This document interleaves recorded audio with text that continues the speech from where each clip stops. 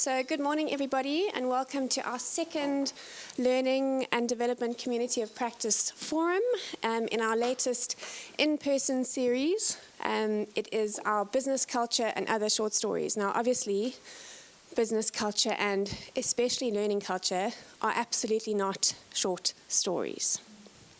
So where does culture fit in with L&D? In my opinion, they are completely intertwined. Learning culture of a business is a subset of the culture of the business itself, and embedding learning into the flow of work and culture is a critical success factor of any organization. But what is the link between leadership and fostering and embedding a learning culture? Today's session, entitled Embedding Learning into the Flow of Work and Culture, will look at several questions around this, focusing on what it means and how to approach it within your own organization. And with that, I introduce you to the man of the moment, Willem Fourie, our facilitator for today's session. Prof. Fourie is Associate Professor of Leadership at Pretoria University. He's also widely acknowledged for his work on technology, leadership, and the Sustainable Development Goals. Prof. Fourie has collaborated with several international organizations on issues related to the SDGs, technology, and leadership. And he's also the best-selling author with a new book, in your laps, Why Leaders Fail and What It Teaches Us About Leadership, which is our gift today to you. I hope you enjoy yourself, and thank you for being here. Yeah, thank you so much, Kerry, and thanks for the invitation. It's great to be here. I'm Willem, as you've just heard and can see, and thank you for also, I see some of you have started paging through the book. I mean this honestly when I say making sense and enjoying the book. You can really use ChatGPT for that. So. I'm absolutely honest. So when my wife read the book, she's like, well, let me sort of dry at certain points. And I'm like, yeah, she's right. I mean, that's why I have family. So I strongly encourage you to, if you're interested in the chapter, copy and paste everything. I can send you the PDF, put it into ChatGPT and say, what's the point of this chapter? And then you can see whether it's a chapter you might be interested in reading. I'm 100% serious, and don't tell my publisher, but I'm happy to share the PDF also with you for you to copy and paste the book. Or you can just say, ChatGPT, make this spicier and shorter, and then maybe or more engaging. So absolutely, that's where technology comes in. I've privileged to work with a couple of data scientists. We have about 4 in our team, and they ingested my whole book into one of the large language models, and then they said, see whether the model understood the book, and then I drafted a couple of questions, and I mean, the model did. So I trust ChatGPT to give you decent answers. Anyway, I'm Willem. So my life consists of doing 3 things. Leadership, there's a book. I do research based at the Leadership Institute at the University of Pretoria. Secondly, I do quite a bit of things related to policies, specifically sustainability policies. So the SDGs, not SDDs, the wrong class for that. Sustainable Development Goals. I do a lot. I wrote South Africa's report actually in 2019, so I'm quite involved. We have the largest knowledge database on the SDGs in the world, but I think like 200,000 items. So we have a very large thing we do there. And my third thing has to do with technology. So as I've said, I have data scientists, and at some point in my life, at certain points of my day, these topics converge. Other points they don't. Today we're talking about leadership, and I'm really, really interested in getting your feedback also on how leadership can help you to foster a learning culture in your organization. Now that's broadly our program. As you know, that these timings often get a life of their own, so we'll not necessarily stick to the letter of these timings, but that's just a general sense of what today's program is. We'll start with introductions just to get a sense of who's in the room. Then the most substantive in terms of content section, I think, is the first explorative section in figuring out what's the link somehow between leadership and an organization's learning culture. Then we ask the question, why should, and all of you are leaders, why should leaders actually foster such a culture?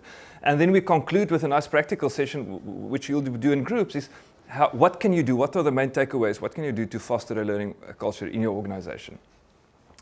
Let's start with introductions. So sometimes a bit boring, just say you.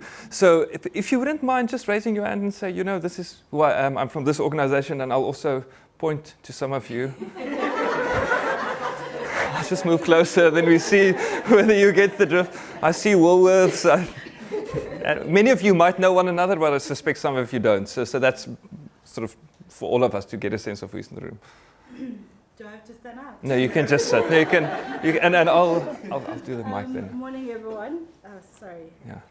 Hi, morning everyone. I'm Salome Morare and I'm from Woolworths and I'm in the learning and development space. That's it. Oh, Thank wonderful. you. Yeah.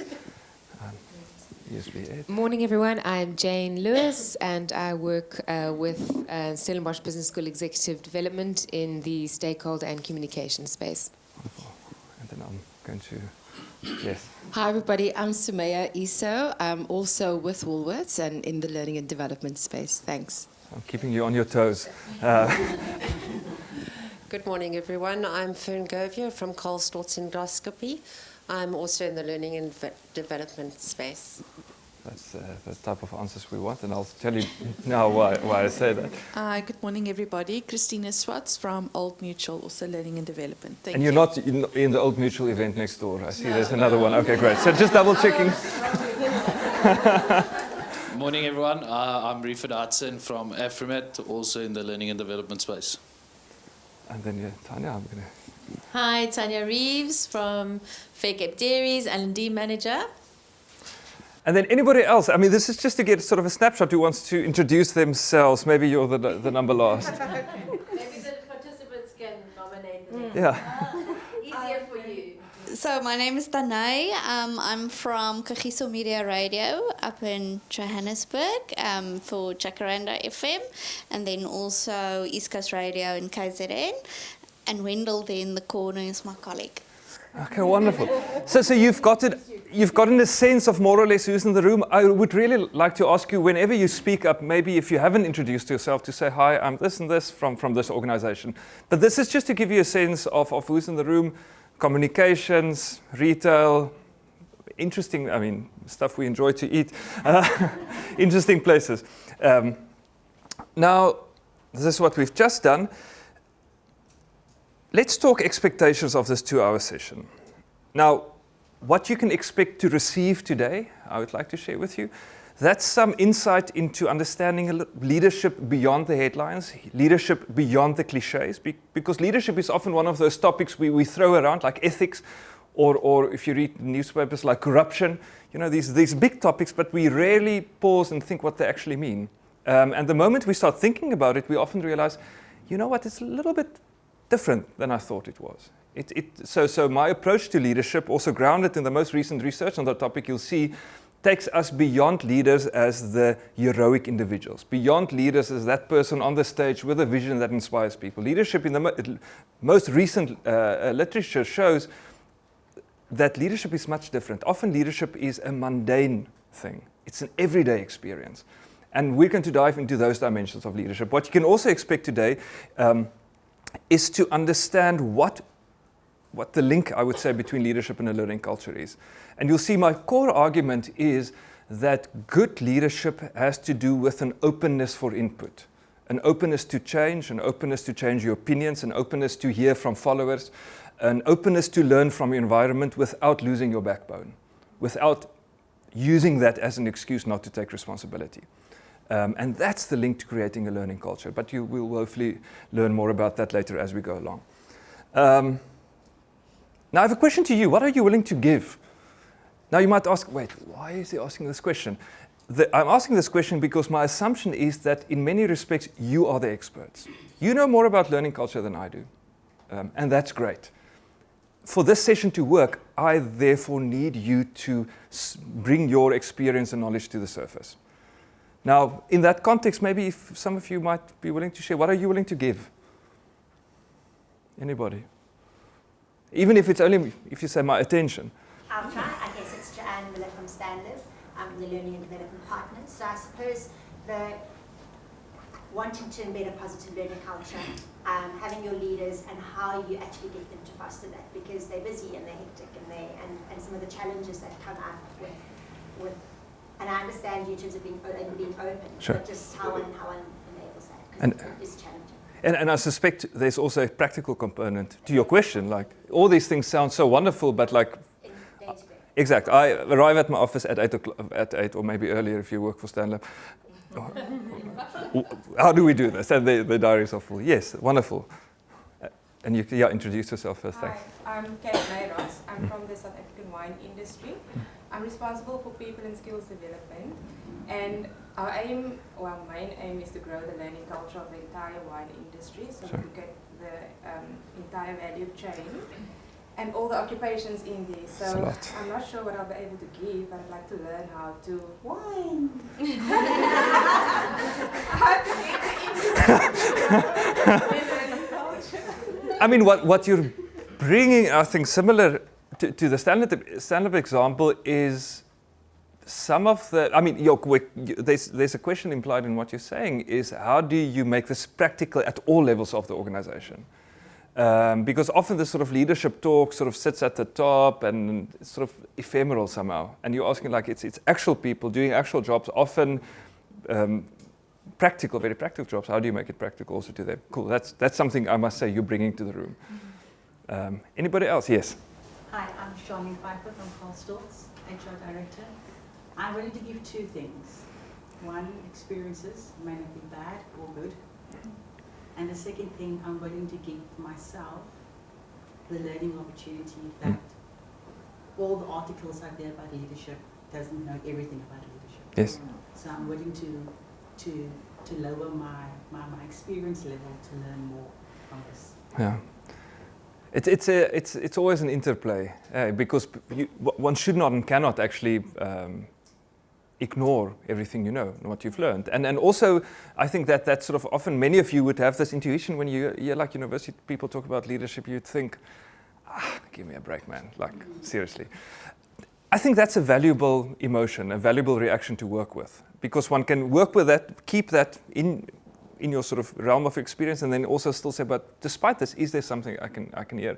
But I really want you to also bring, let's call it critical perspectives to the conversation, to say, you know what, this is nice, Willem, in theory it makes sense, but I don't see this working. How does this work practically? Or from my experience, this has actually not worked. So I would encourage you to also do that. Now, I mean, my approach, as you've already seen, is mutual learning, it's co-creation. Why? I mean, it's all these words, but the point is you know a lot about the topic, and it will be a waste of all of our time if we don't surface what you know, and then try to link it to the leadership topic. So that's our approach today. Now, the first question, as you've seen, sort of, I'm structuring this workshop around 3 questions. The first question is sort of explorative, intuitive, inductive, you can call it what you like. At the highest level, we're going to reflect on the link between leadership and creating a learning culture. Because at face value, you might say, well, it seems a little bit sort of far removed from one another. What's the link? And I'm hoping to explore some of that in the first section. But we're starting with actually exactly what I said, and that's to surface some of the knowledge that's already in this room. And I would like to ask you to turn to the people close to you, so groups of 3 or 4 people, and just in a sentence, see whether you can reach agreement on what your view is, what is a learning culture? Or put differently, when do you know that your organization has a learning culture? So you can focus on either of those questions, either more sort of a definition, what is a learning culture?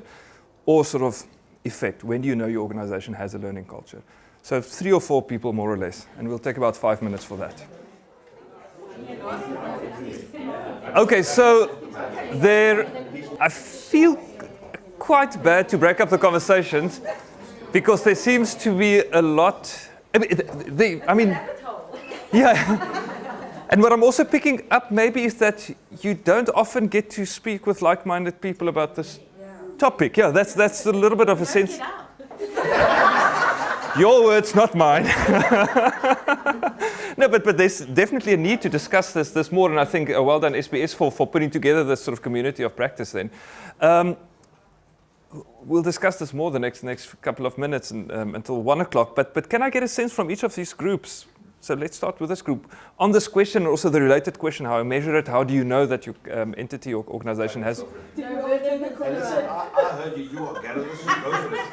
Reefa and I come from blue-collar environments, so we both had struggled with whether we feel that we have learning cultures, but actually we do, to a larger, to smaller extent within our organizations. And it comes to fruition through, how things are, problem solved in small mini business work teams, or how things are innovated and changes are made and suggestions are put through to save time, cost and speed and da-da-da. Because in sort of the lean manufacturing world, those kinds of things make a huge difference in manufacturing. So the learning culture is happening unbeknownst to the participants there, and they're not necessarily identifying it as such. We, because yes, I can call myself slightly an academic because I've studied and I have a degree, I see it, but the blue-collar worker down there doesn't necessarily see it. So it's up to us to, you know, instill that messaging through our business engagement and culture, and we're obviously trying to do that in our way as a Fair Cape and as Afromat. And we have pockets of excellence with building that into the flow of work versus because obviously employees think that they're learning when they're earning a degree, a diploma, or going to sit in a classroom. But it's not the case. So it's about, you know,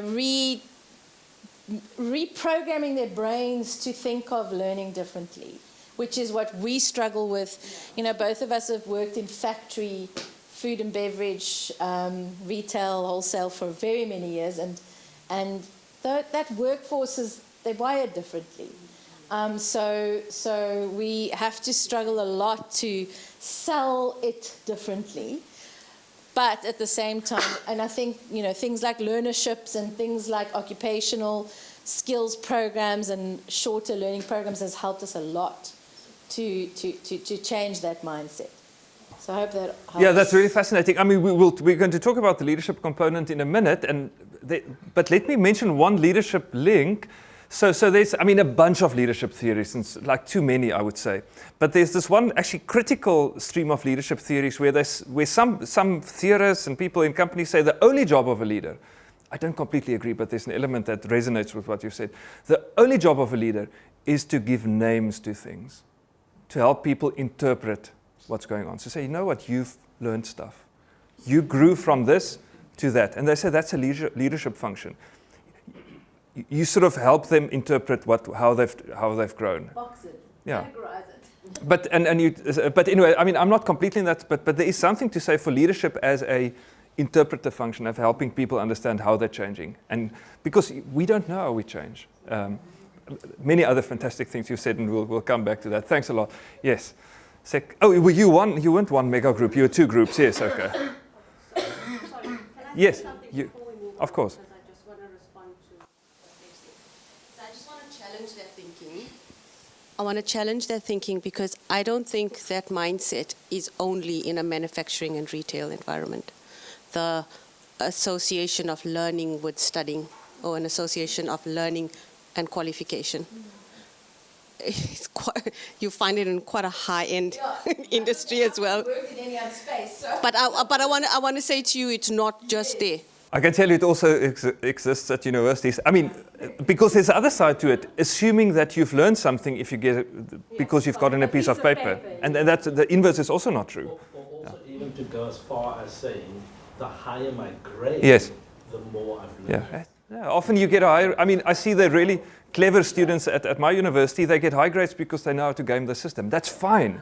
But they've seen these are the rules and I just need to tweak these things and I'll get a high grade. Yeah. You, your group, yes. Leadership contest. No. So we had a very fruitful discussion about culture and do we actually have culture, and we linked it to habits within business. When can you say that you actually have a learning culture? So I said learning cultures can happen different ways, and one of it is when you have a seat at the leadership table, not upon invitation, but because they understand the need and the importance and the relevance of having leadership or learning and development at Exco, at board. And when you sit there around your peers and you ask, and what is your role? And they're like, I'm in finance, I'm in procurement. And they're like, so where's HR? Oh, no, they get invited upon invitation. Oh, okay. And so you ask yourself, so why isn't there a seat at the table? And so if leadership influences culture, then how do we get to the leadership role as learning and development? That's the first one. Second one is the metrics. I'm going to talk about our current, okay? We get measured, learning gets measured against your WSP and your ATR and how much you get back from the skills development levy. Let's be honest, okay? Employment equity, how many people get promoted, designated levels. That's your metric system. That's the landscape in which we have to transact in terms of learning and development. How do we change that? So some cultures, and like she said, pockets of excellence, is we recognize learning, we reward learning in a different way. So learning is not necessarily linked to a degree. It can also be linked to some with 30 years of institutional knowledge and experience and have a blended learning approach and then paying it forward. And so learning doesn't always have to be on a metric. Learning can also take form in networking, sending someone overseas to study at Harvard. And that networking is also a learning experience. And then that person comes back and reinvests into the business. So now the question is, do we have a culture? May not in South Africa, I'll be very honest, because that's how we measured. That's the measurement of metrics.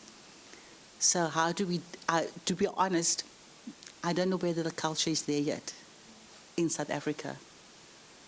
But in different companies, I know that there's lots of efforts being made to strive towards a seat at the table where the decisions is made on learning and development. I don't know if that's fine. I'm asking the group if they want to add more. Yeah, please, of course, anybody. I just want to add, to me, it's where learning is built into everything. So like that whole growth mindset thing. So the company, everything that you do in the company is committed to your employees growing and developing, and leadership's committed to that. And there's mentorship, there's coaching, there's that whole on-the-job learning. It's kind of integral. It's like you said, woven into the fabric of the company, and it's linked into the broader strategy of the business. Yeah, and I suspect this is now, I'm sort of stepping out of my field a little bit, but I suspect there needs to be a commitment to retaining your employees then, and because I mean, the more it becomes easier for them to leave the company if it's not an attractive thing. Yeah, I think it's a commitment to growing your employees and giving them a reason to stay, exactly, rather than not letting. Yeah, it's the same thing. Yeah, but and also to me, such an important measurement of the people that are learning. Are you retaining them? Because I don't think that's measured enough in organisations. A lot of money is spent, especially with the whole skills development levy and that on potential like top talent in that, and then and I notice it, and then like no one's noticing that 6 months or a year later that same person's moved on somewhere else because you've upskilled them, they've grown. And I know in some organisations they tend to blame the person who leaves, who says, they're not grateful, they're blah, blah, blah. But that's a funny perspective to look at it, because the other perspective is the organisation couldn't retain that person, and there are often good reasons for that. And then just one other thing, because you mentioned the whole thing of leadership with like being open to learning, and I think that's also the company where you can question the status quo and you can question the way things are being done, where there's open communication. I think that also leads to, that supports a learning culture as well. Yeah, I tend to agree.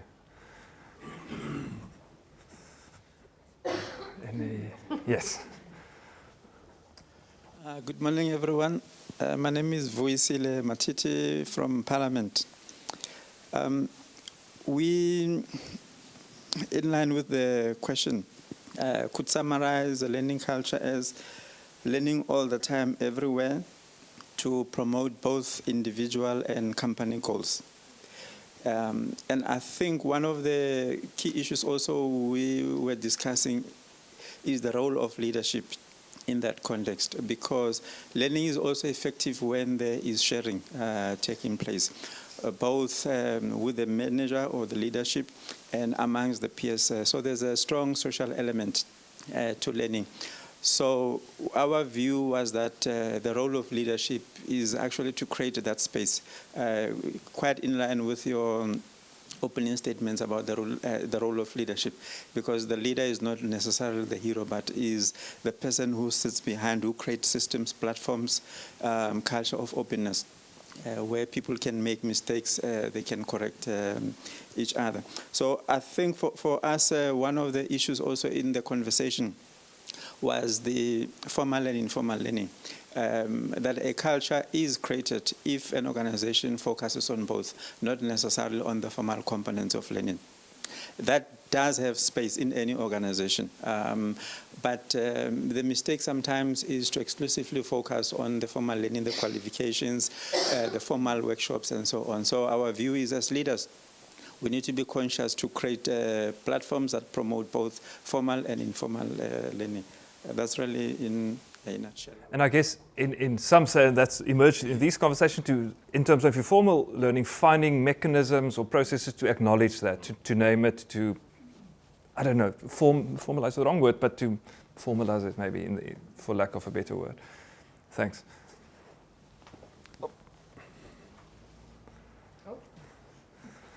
Okay. Well, you were also a group, okay. So our group discussed actually 4 very different but integrated points. The first thing we decided was that a learning culture is the space to fail sort of as a team and as an individual. But it's really to be allowed to innovate as a team or as an individual, and then be allowed the space to fail if the innovation doesn't work, and then to iterate that, to assess that, and then to continue that cycle without any kind of negative repercussions of failure. We then also said access to knowledge and content around learning that you can engage with by yourself and in your own time, creating sort of a best practice knowledge hub within your organization, but be given the capacity and the encouragement from peers and leaders to engage with the learning yourself, and that's by setting an example. So the leadership must also learn and show to learn, and it's about choosing your own style of learning, how you want to learn. Then we discussed a total transformative learning culture, from sort of a top-down autocratic learning culture to a very democratic and fluid, self-motivated learning culture. It's not really structured anymore, and the center of the learning culture is the person themselves doing the learning, and it's about them enabling and being enabled and encouraged within the learning environment, with the learner as the center. I hope I've got that right.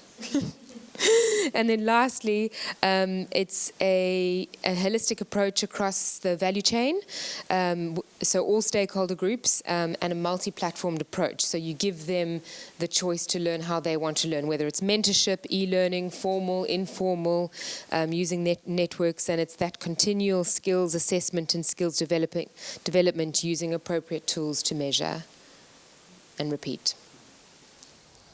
Okay, they pass. no, that's a really useful. I mean, you have a mic. What I'm thinking, you know organizational culture studies and all this stuff, but one of the texts, key texts that come up is that there's this one text on how do you change a culture of an organization. It's very, very difficult, we know. And the argument is that in a large organization, you actually do it by creating or enabling pockets of excellence, you use that word, and where the process of social attraction starts, where other groups then say, well, this is we want to be like them, rather than legislating it from the top somehow. And also then sort of accepting that some of the people will never do it, that's okay. But getting some sort of critical mass by enabling pockets that other people want to emulate is often a useful sort of approach. Yes. Go for it. Yeah. I just want to add to what you just said there. We created a professional body for the wine industry, a voluntary, non-regulatory professional body, where we consider the qualification, the short program, the experience, the CPD point of a workshop to come into recognition of someone being designated in the wine industry. And that is one part that we use to encourage a learning culture and of growth in the industry by also having community of expert practitioners in the different areas. So you don't push them necessarily, you sort Yeah. of pull them in a direction. Yeah. It's more a carrot type of thing. Yeah. Okay, so from our area, we basically just spoke about self-paced learning, self-directed learning, and in our area, or in retail specific in Woolies, we've recently embarked on a journey of in launching a learner experience platform where people are allowed to learn at their own pace, influence the kind of information that gets inputted to them or directed to them based on what their interests are, their hobbies, etc. But what we also spoke about is that we find that people that has loads of experience, perhaps, we find people are very reluctant to share. So people are very territorial about their knowledge. And we've, over the years, we've seen that people necessarily won't offer their knowledge to upskill where someone would be easy to share for the fact of, just uplifting, empowering another person. So we do have that kind of, I think it would be traditional mindset, I would think, if that's the right word. And then also for different areas in the business, what we're trying to do also is if you have a different interest or in a different department, perhaps that information would be linked to you, right? So I'm just trying to not blabber here. So the Learn Experience platform is basically allowing people to drive their own learning based on what they want to learn and based on their personal desire, to upskill themselves and versus what they need to learn for the business needs. Yeah. So. Can I ask a follow-up question, which I think is of relevance, and that's honestly because I want to know, and I think it links to what we talk about, but why do you think people do not want to share what they know? What's that block, do you think? Yeah, fear of being replaced. Ah, okay, Yeah, yes, yeah, okay, yeah, yeah. wonderful, get it. Yeah. Yeah. Yeah, and all of a sudden it's your magic sauce, and Yeah. now you're giving a recipe, and now there's, okay. Yeah, and I think also the challenge with that is, the challenge with that is that in HR as a whole, and I'm speaking of experience, the reluctance to share, and it blocks other people from progressing. So I find that there are people who are like 20 years in the same position because they are so confined to, I don't know if confined is the right word, but they are passionate about their jobs, but they desire to not move on. It delays the progress for other people to be promoted, I would say. That's also one of the things I've discovered. And I wonder what it says, and this is not talking about your organization, but organizations as such. What's the culture, not learning culture, the organizational cultural thing that makes people feel if I start sharing, I'll be replaced? What's that thing in the culture that does that? I'm wondering about.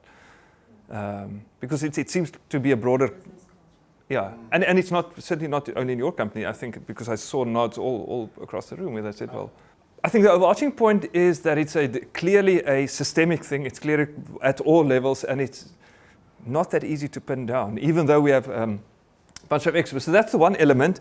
I've completely not stuck to the time, but that's important. There's enough leeway in the list of presentations. So we're asking the link between that and leadership. Now, leadership, of course, like all academics, we like to have all our many theories of leadership. The earliest theories of leadership, and that's still prevalent today, is sort of trait theories, where they say you are a good leader. Or they would say, yes, like that person is a leader. Sort of creating the impression that you will be a good leader no matter where you are.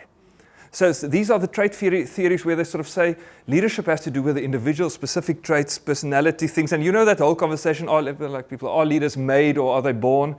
These people, they're made. Are they? Can you teach somebody leadership? Well, you get the point. They would say you are a born leader. That's all the trait theories. A little bit old-fashioned somehow. These guys, late 1800s already started writing about it. Leaders, they sort of also describe them as heroes, but there are elements of truth. Even now, there are like a lot of things on trait theories. Then the theory started to develop. People started saying, hey, wait a bit. It can't just be the person. It needs to be about what they do, how they act. So you can be a not very great person, but your behaviors can inspire people to do things. So they started drawing distinction between the individual and how they act. And then all kinds of behavioral approaches started to develop. The most well-known distinction you'll know is this task-focused versus person-focused. That's where it comes from. Where they said, okay, this is a task-focused person, that's why they don't care about my dog. Or this is a person-focused person, that's why they really don't get things done. But I mean, you know those people. Then they just want to talk. No. Then the people started saying, okay, trait is fine, but we look at behaviors. Behaviors, that's also not enough. Then they started saying the situation has something to do with what it means to be a good leader. Can a CEO of Nampak be a good CEO of Eskom? I mean, that's sort of that question. Should you know the industry? Should you know the type of organization? Can anybody be a VC of a university, or do you need somebody from the educational sector? That's where these questions come from. And they agree, the situational people say, well, the situation determines it to a large extent. Even politically, Nelson Mandela would probably not have been a good leader of South Africa now, in 2023. Because the situation in post-94 called for a specific type of leadership. And there's a lot of sense in that also, where they say there's possibly not a one-size-fits-all approach to leadership. Then they started expanding further. I mean, then they said, well, wait, you should also think about of the organization. You can probably not be a good leader in a bad organization. Most extreme example, if it's the mob, I mean, so you're a good leader, but I mean, the criminal organization is not going to work. Exactly. No, so I jokingly refer to Nampak and Eskom, but the culture is stronger than an individual always. So an individual cannot turn around an organization that's not ready to be turned around. Not necessarily talking about Eskom, but I could be. And then they start saying, well, should also look at followers, for example. I mean, without followers, you don't have leaders. And increasingly, I've had a PhD student who worked in proactive followership, where they said more important than good leadership is actually proactive followers. Followers who say, well, I take responsibility also for my own learning. So that's like a big topic. So by the way, in leadership studies is, funnily enough, followership. You can also put it in a little timeline. People also often like timelines. The point is, started with trait theories, blah, blah, blah, and now all these sort of servant leadership, authentic leadership, relational leadership. You hear all those things often, and it's nice. Sometimes it's a little bit corny, where they say, you just need to serve. Yeah, okay, maybe, but there's an element of truth, but sometimes it's a little bit, in my view, a little bit naive, I think. Even this authentic leadership, just be yourself. Yeah, maybe you don't have a great personality, then you really shouldn't be yourself. I mean, but yeah, like, please rather not bring your, I mean, don't bring your true self to the work. I mean, I'm being controversial, but I mean, there is an element of truth, because if a person says, well, you said I need to be authentic, and you're like, but yeah, not that authentic. I mean, you still need to fit into the culture of the organization. You still need to get your job done. Yes. There's a follow-up to that. Yeah. It's a saying that says other people shouldn't come into contact with other human beings. So there's also a follow-up to that. Yeah. Yeah, so some of these more recent theories are okay, and there are elements that's useful, but sometimes they skirt around the really difficult issues, the stuff you've discussed. I mean, difficult economic environment, or people with funny personalities, or people who don't want to retire. I mean, then you can't just say, I'm just going to serve you. I don't know. But the point is, that's sort of leadership theories. Now, a question we ask ourselves as leadership people, and I'd like to hear your input, is there a cross-cutting theme? All these different things. I can go to the previous slide. So we talk about leadership, but what's that cross-cutting thing that you think that defines a leader then? If you had to guess, sort of your gut level. So the conventional answer would be leaders have vision, but I mean, there's many of these things like situational leadership. You don't need to have vision to run your call center well. I mean, a call center, for example, or a factory floor. You need other competencies, yes. If we're looking for one thing that's cross-cutting, and you mentioned a couple of things, getting the team on board, getting the team to do what you want them to do somehow, or to trust you, or trust your decisions. If you go a little bit deeper, they would say that whether it's situational, behavioral, or trait, or whatever, leadership somehow has to do with influence. And influence is getting people to do or think or even believe things they would not have done and believed or thought in your absence. Not necessarily things they don't want to do, because that's not influence. Then you're forcing them. Coercion isn't influence if you're forcing them to do stuff. But if a leader gets people to do things differently, that's influence very often. And people say that's sort of the essence. At least that's, if you look at all these millions of leadership theories, that's the cross-cutting thing. Now, how do you build influence? How do you influence people? In some groups, you can only be influential if they trust you. Some organizations work like that. What's the best way of getting people to trust you is practicing what you preach, or being your whole complex self without also hiding behind it, because it's also easy to say, so I'm going to do what I like because I'm like this. But sort of getting trust. In other groups, it has to do with competence. So you need to show them that you know how to do this job. It's not all groups. That really, institutions differ. But in some places, expertise is that key mechanism through which to influence people. Then there are also other ways. You can also, there's a rational influence or rational persuasion, where you just build rational arguments and say, okay, let's talk this through. So the different influence mechanisms. But the cross-cutting thing they often say is it really is influence. Now, I wanted to say something about failure, but I think let's do it a bit later. I think we can go for coffee, just stretch our legs now. And while you go for a coffee or a bio break, ask a question. Okay, now we have leadership, we have learning culture. Are there some connections emerging? That's what I'll be looking at in the next section, but start thinking about that while you get something to snack on or drink. I hope there is something. Okay, so now we're moving closer a bit to the link between leadership and a learning culture. The clue, one of the clues to the link between leadership and a learning culture lies actually in the concept of effective leadership itself. And that's what I'm going to dive into a little bit in this next section. I realize we have about 30 minutes left, but this is also hopefully going to be a nice and interactive session. Now, in leadership studies, it's been shown, really the recent stuff, that there's a big problem if you have a so-called all-knowing leader. That person that sort of creates the impression that he or she has all the answers. Why? Because they don't. It's simply not true. If we were living in a very simple world, in simple times, that could have been true. But if you work in corporate, if you work in a complex industry like the wine industry, it's a fact. It's impossible that the leader will have all the answers. Now, what often happens, there's a mechanism that happens when a leader thinks he or she has all the answers, that of course diffuses across the organization, and people get socialized with the idea that, like, it's actually fine to pretend that I have all the answers. And that really is the death knell to creating a learning culture.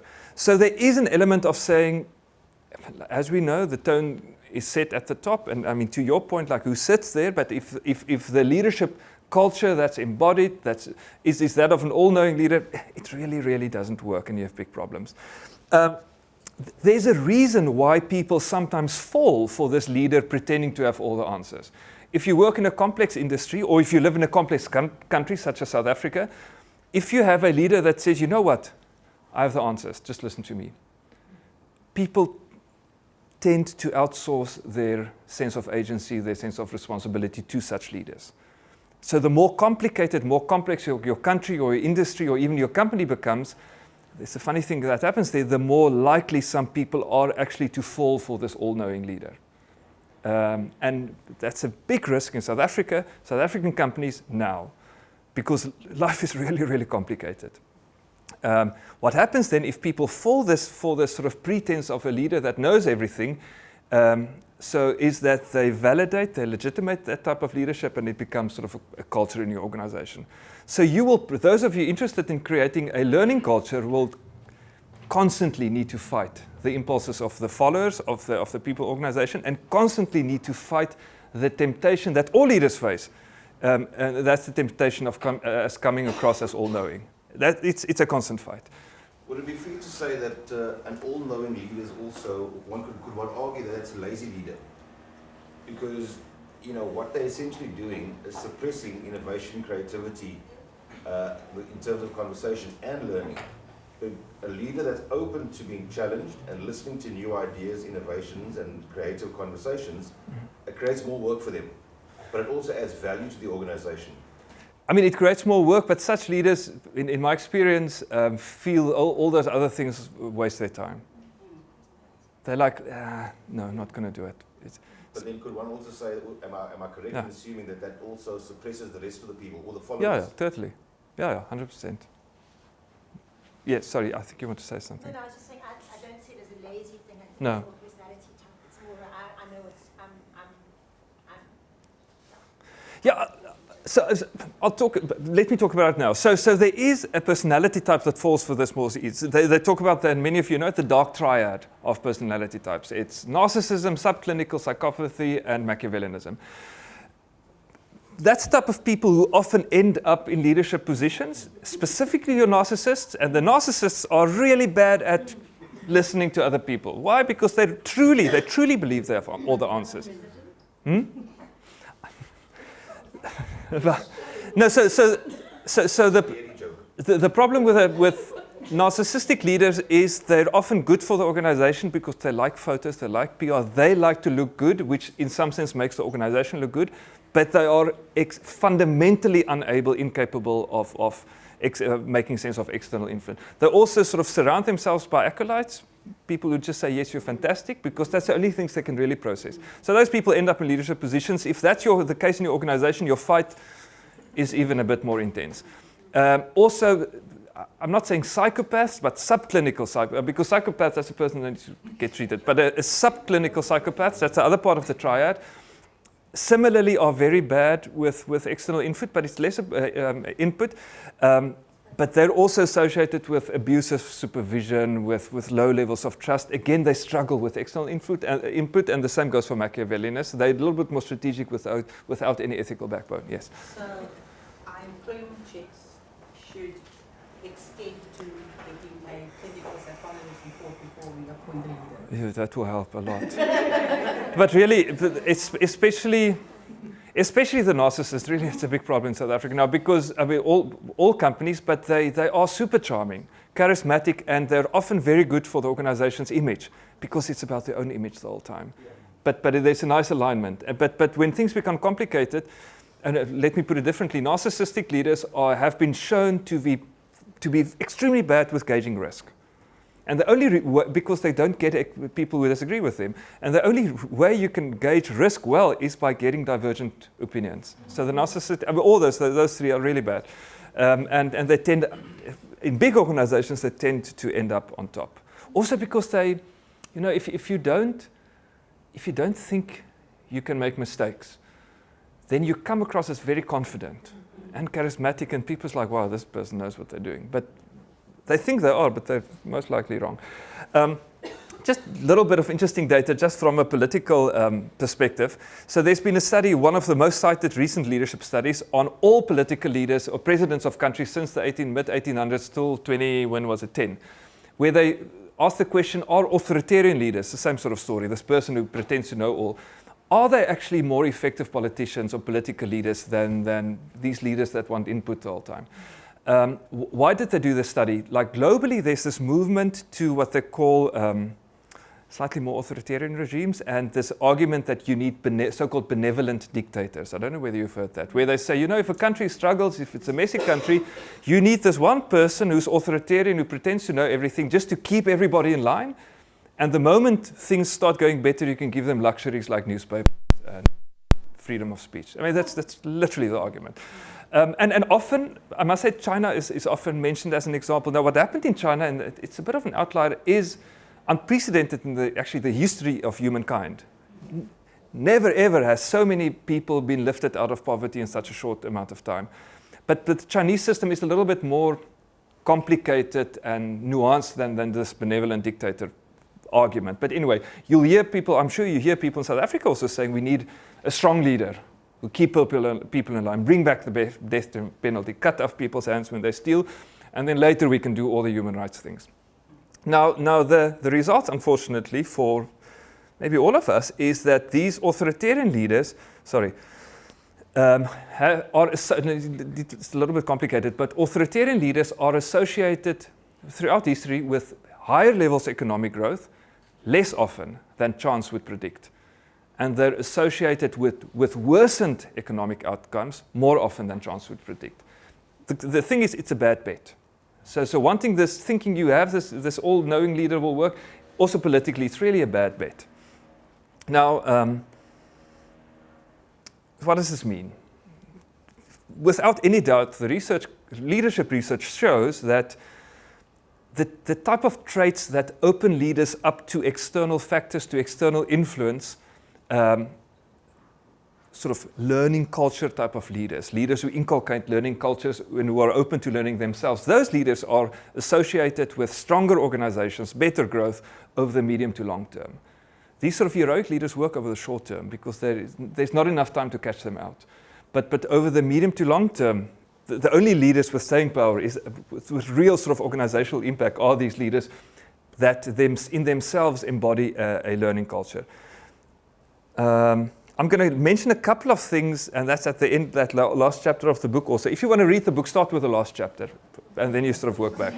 Yeah, I really mean it. That's sort of a summary, and then you can sort of cherry pick. I mean to suggest maybe you just tell us about the book, and then you don't have to. Somebody sounds like a student.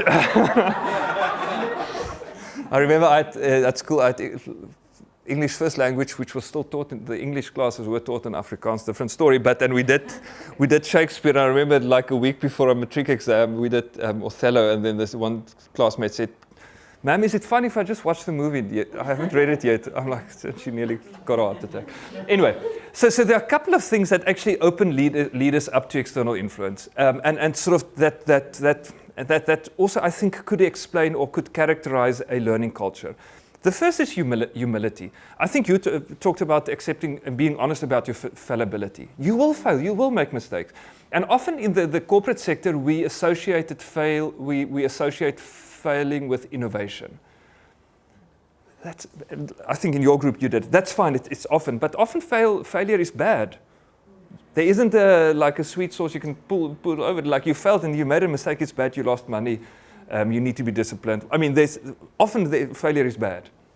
And accepting your fallibility as a leader or in the organization, accepting that people will fail and that failure won't always lead to innovation. It's not like, what was that, fail forward or fail fast. Sometimes it's just that people are going to fail.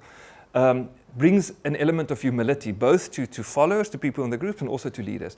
And the cool thing about humility is it opens you up to external input, learning, if you may.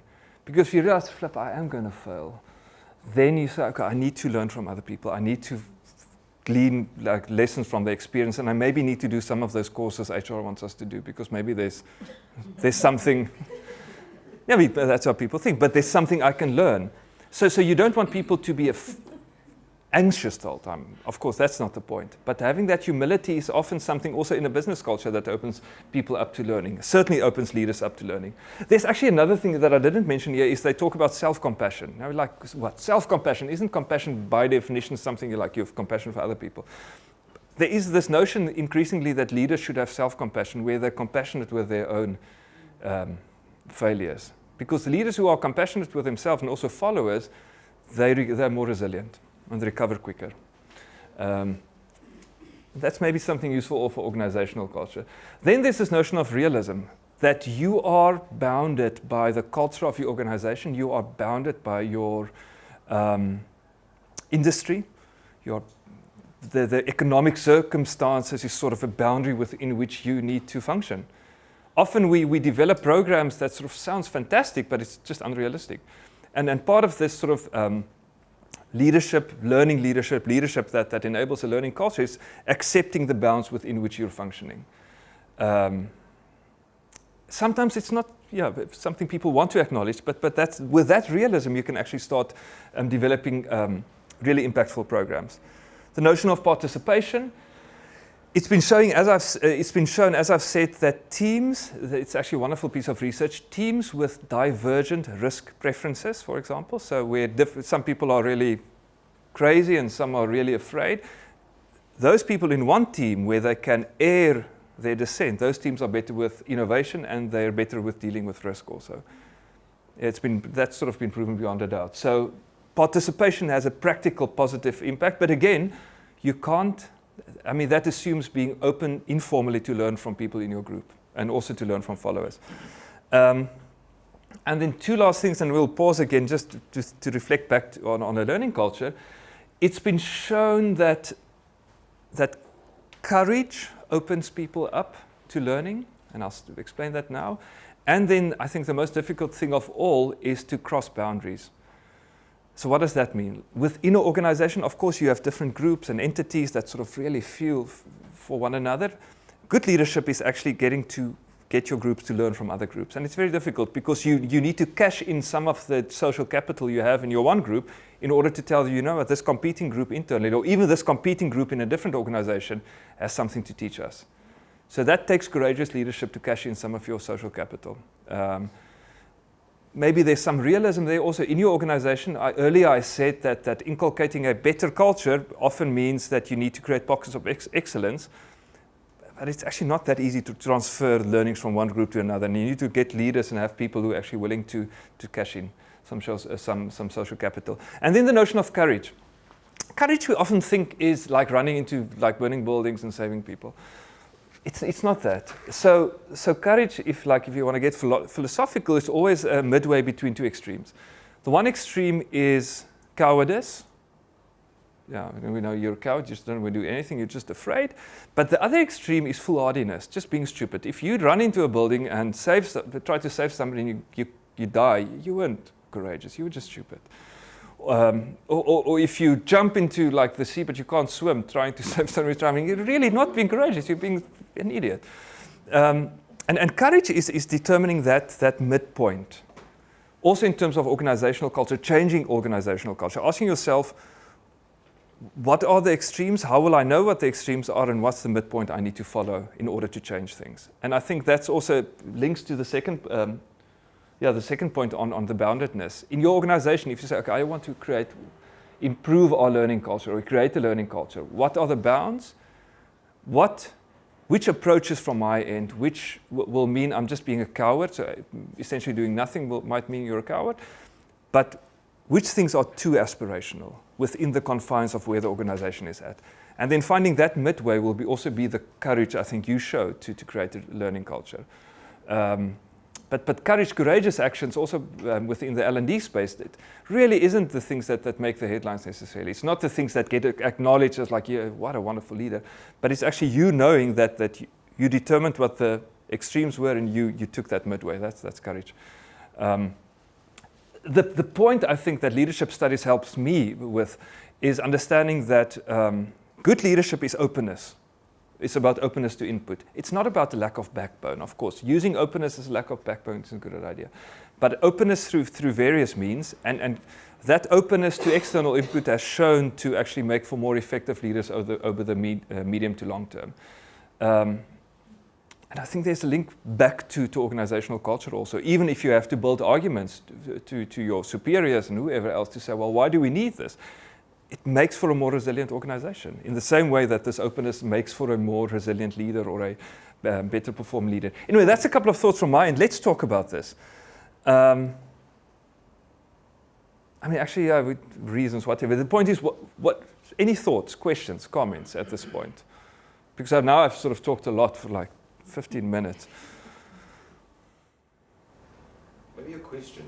Yo. Is there a difference between leaders by appointment and leaders by elevation? That's a difficult question. Yes, I would say, but I don't know what the difference is. Of course, the way in which they're promoted is different. But okay, can you ask maybe in a different way? Is there any value when you work in an organizational or corporate setting to identify the leader and figure out how they got there? Yeah. Because obviously there's lessons to be learned in terms of why you want to be a follower or you want to be a detractor for that person in a leadership position. And sometimes leadership positions are parachuted into organizations, sure, and others, like I said, by elevation or by popular appointment kind of thing. And is there value to understanding what that leadership role actually shows up as? I'll answer your question. I don't have a direct answer, but I have something related to that. So if you talk about influence, so often we think influence is seated in the individual. You are such an influential individual. NEO's research shows influence is granted by the group. Now, if somebody's parachuted in and that person has no way in which to garner the trust of people, sort of to get them to grant them influence, that person, of course, won't be a good leader in that. But it's up to you to determine, is influence in my group linked to expertise? Is influence in this group linked to trust? I mean, in political settings, influence is often linked to charisma. So you need to determine what, even if let's imagine you're a parachuted leader. You need to determine what's the mechanism of influence in this group. Otherwise, you won't be granted influence. And then you'll be the leader, you'll get the salary, but you won't get much done. So I think that's quite a complex question because you need quite a mature leadership body to know whether you need an internal influence or an external influence. And where is your organization right now? Because if your organization is not ready for an external influence, there's nothing that leader would be able to do. And then you've got to work with your system. But growing your own timber for too long also perpetuates similar thinking, which doesn't encourage diversity, innovation, and all those good things. So I think it's a really mature, emotionally mature leadership that can make those decisions, and I don't know how many of those we have, but they need to know, are we ready now, and be open to it, and then give that external influencer the opportunity to influence. So I have two things to say. It's just when I talk about learning culture and leadership, external influence is not necessarily external to the organization, but it's external to the individual. Like, so I need to get stuff. And there's something, I mean, you're making a brilliant point, because many of you have heard of the glass ceiling, of course, but I'm sure you've also heard of the glass cliff. And the glass cliff, of course, so organizations who are very, very, not always, but very often organizations who are so-called open to non-prototypical leaders, somebody who looks different than the typical leader, are organizations in distress. And that person is then likely to fail, because that person is actually appointed on a glass cliff. And you think this organization is being amazing because they're doing something else, but they realize they're in crisis, and that person often fails by no fault of their own. And that very often happens to women. The glass cliff is described very well in terms of gender and leadership, where women are often elected into precarious positions, this glass cliff, and then they're just pushed over the cliff. And then the organization, it's actually terrible, because then the organization says, we were right, you know. But it's not the mechanism, it's not what happened, but they would say that it's because we chose her, a woman now, or a person of color in other types of organizations. That's why it failed. But the reason why they why they were open enough to choose that person is because they were already in distress. So there is a very fine, difficult balance to strike there. So maybe let's use the last 5 minutes to digest a little bit. Just some lessons. If you can say there's only one thing. Are there lessons for leaders, and all of you are leaders, if you want to foster a learning culture organization, whether it has it, within the bounds of your organization and the country, and also the attributes of the followers, of the people in the teams? Are there some lessons to be learned? So let's take 5 minutes at least for that discussion in the same groups you used previously, and then we conclude with that. Thanks. And I need to conclude with a feedback. So you'll discuss, you give me feedback, and then we conclude. Okay, so you see the perspective has been turned slightly, asking the question to you as leaders. So we've reflected on what is a learning culture, what are the barriers, I think, to a learning culture in your organizations. I think we've discussed that, even though that wasn't necessarily a topic. And then we reflected a little bit on what's the link? Sort of, there's a conceptual link between leadership and learning culture, because good leadership is about the sort of openness to some sort of influence, which also translates to some extent to the organization. Now, my question is, are there some lessons, things that made sense to you? You can also say, well, maybe next time. That's also fine, of course, because but any lessons, things that resonated with your experience? So let's start with this group. Yeah. I'm speaking a lot, so I'm happy for other people to say. For me, really valuable. such a simple word, openness, but I think it just sums up so much. Because what I was saying is, I think, like, my experience is that leaders generally do their studies, and then when they get to a very senior level, they are so busy and so hectic, they don't really invest at the very, very senior level, like exco level, where they have the time to go and the luxury of studying and learning. But the studying and the learning makes them more open, and being open makes them open to studying and learning new ways. And listening to other people, there's a bit of a circle in that. So, very valuable in some of the theory that you brought into some of my practical experience, that what I'm experiencing and understanding with viewing it with a different lens through some of what you've shared. And I suppose our discussion. So it's been great. Thank you. I'm glad to share this. Yeah, no, very good. Thanks. Just to add to that, from my experience, I did a cock-up of a presentation at one point. And I could see it on the faces of the people on the teams. And then one of my colleagues had the courage to phone me up and say, "What was that all about? What happened to you?" I thought to myself, we don't have those courageous conversations, or those peers, or those people in the leadership team who actually have the courage to say, "Where are you at? What happened to you? It's something okay?" Because that was not of a good quality. And I walked away from the conversation different.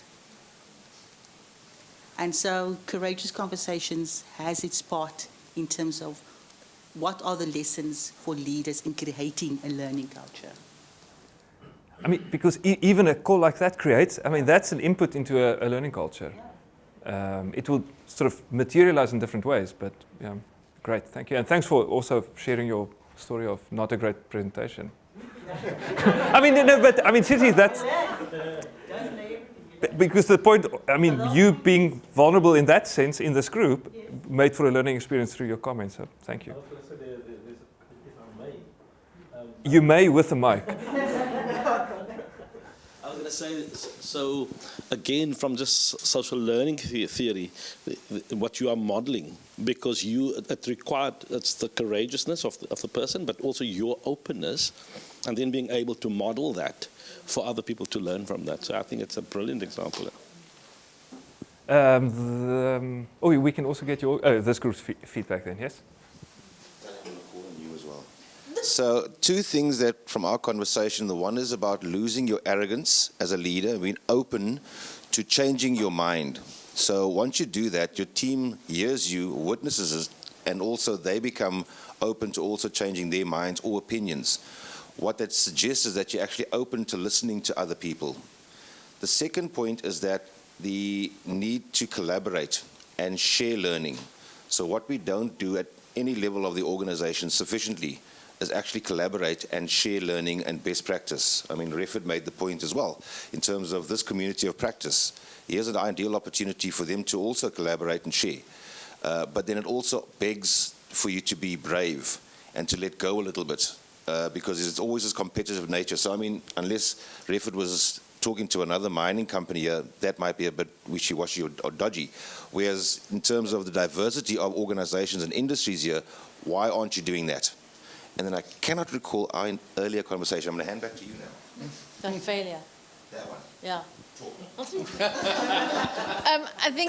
I think it's important as leaders to listen for opportunities to use and to sort of be intuitive to take opportunities to take and use failure as a conversation point to bring out the conversations that lead to, you know, how could you have changed it and done it this way? How could you have done it? I mean, yes, you might do that in your one-on-ones with your teams or with your smaller teams or your co-workers, but maybe, you know, find a way to do it in groups, or find a way to do it with projects, or with, you know, taking business results or other things that are happening in and around the business, projects and, you know, capital projects and investments or things that went wrong, but find a way to, you know, bring the learning down to, if there's time, because I mean, but that's a real constraint. The JSE-listed organizations might not have the time for that, but certainly in our kind of company and the private family-owned businesses, we are trying to do that in our CEOs and the cascading leadership levels down. We do try and do that to foster the culture of learning. I mean, just the point of the constraint of time. And of course, then there's pressure. If you do have some of the time, if sort of you need to perform, and I'm just acknowledging that. Your group.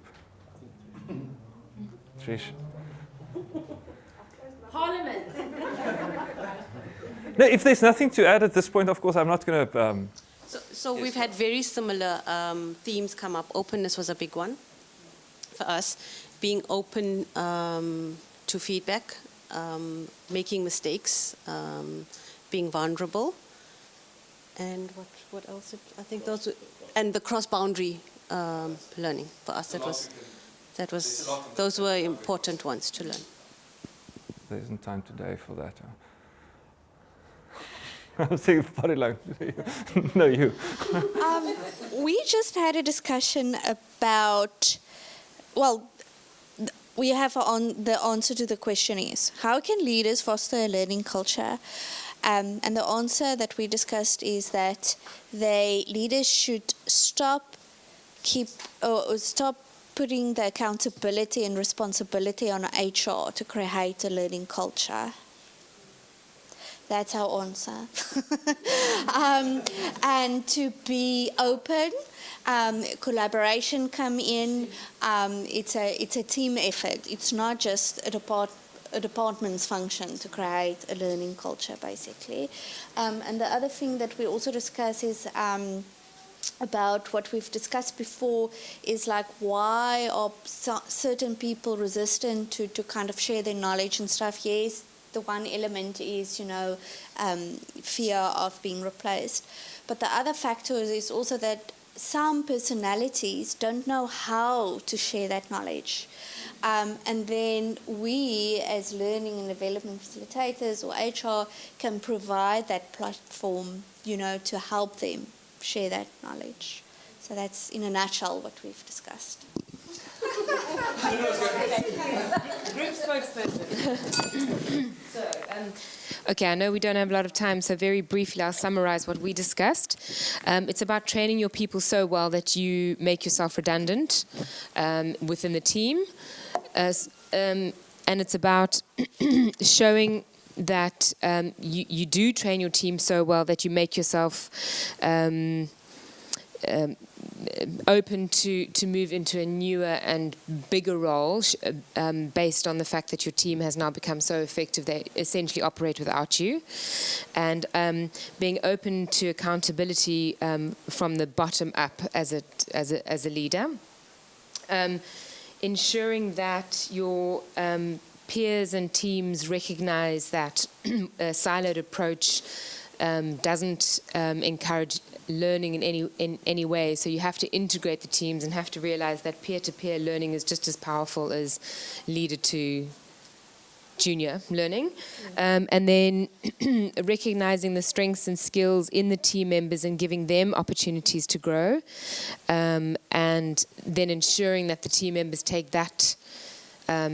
those opportunities and then filter it down to their team members. So I suppose it's a bottom-up approach and a top-down approach. So once you've been trained and skilled and mentored, making sure that you are encouraged to do the same to your team members. So, and the growth happens both horizontally and vertically within the organization. Okay, then I also want to add, why do I need the mic? Sorry, no, I'm asking myself that question. Any last feedback? Then, one lesson I learned, I must say, even though I'm the presenter, is from something you said, the low-hanging fruit is finding ways to acknowledge learning that in any case takes place.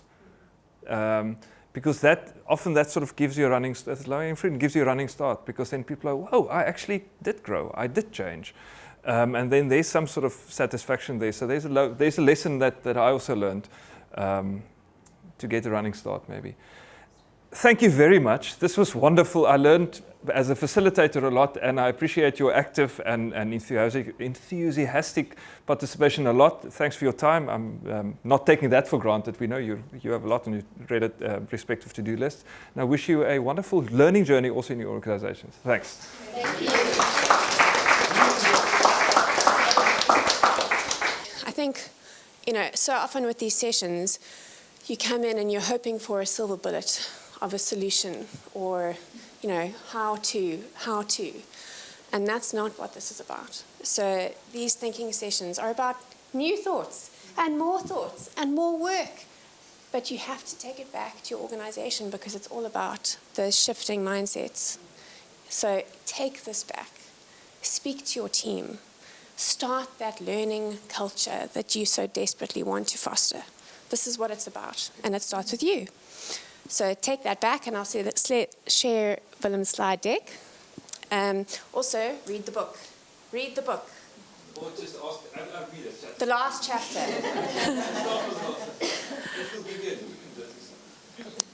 And finally, we do have colleagues from the business school here, Vernon, Claire and Kevin from Open Enrollment, Trish, myself, please talk to us about how we can help you to nurture your culture of learning, okay? And finally, I couldn't help but think from a marketing perspective, there's a lot of messaging around marketing people having to be courageous in terms of doing things that can't be measured, okay? Advocating to our teams that we can invest money and budget on things that aren't necessarily measurable, but that do feed into the overall brand building. Obviously, I'm speaking from a marketing perspective, but the same applies to L&D. Be courageous. There are some things that you can do in your organizations that are informal, that will absolutely build the business culture and can't be measured necessarily. So that's what I'd like to close with. Thank you, everyone, for being here. I hope to see you on the 18th of October. Yes, I will email you. And Willem, thank you. Okay.